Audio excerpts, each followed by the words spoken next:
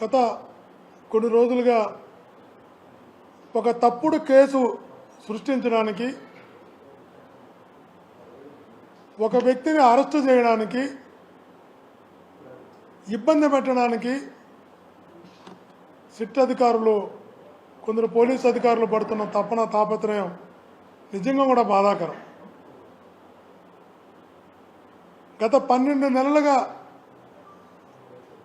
ఎప్పుడు కూడా ఎక్కడ కూడా కొన్ని వందల మందిని మీరు విచారించినప్పటికీ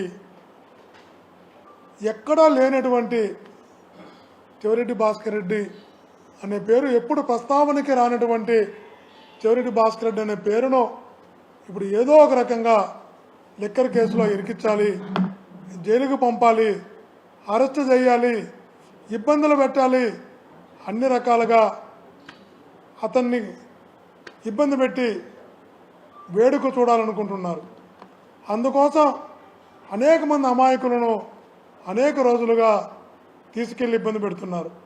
అందులో భాగంగా మొన్న గిరి అనే కానిస్టేబుల్ని తీసుకెళ్లి 5 రోజులు ఇబ్బంది పెట్టారు. ఆ తర్వాత వెంకటేశ్వర నాయుడు అనే అతన్ని, వైపుని ఒక చిన్న బిడ్డతో పాటు తీసుకెళ్లి 3 రోజులు ఇబ్బంది పెట్టారు. ఇప్పుడు బాలాజీతో పాటు మరికొంతమందిని తీసుకెళ్లి గత ఆదివారం నుంచి నానా ఇబ్బందులు పెడుతున్నారంట, నరకం చూపిస్తున్నారంట.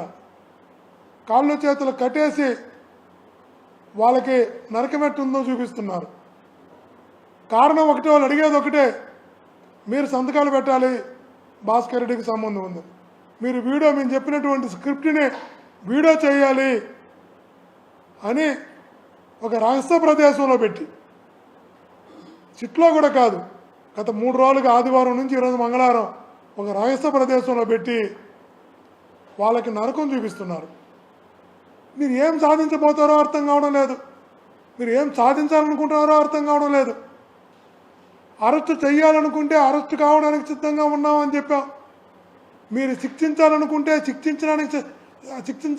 శిక్షలు ఎదుర్కోవడానికి, అన్యాయంగా మీరు ఏ శిక్ష విధించాలనుకున్నా దాన్ని ఎదుర్కోవడానికి సిద్ధంగా ఉన్నామని చెప్పాం.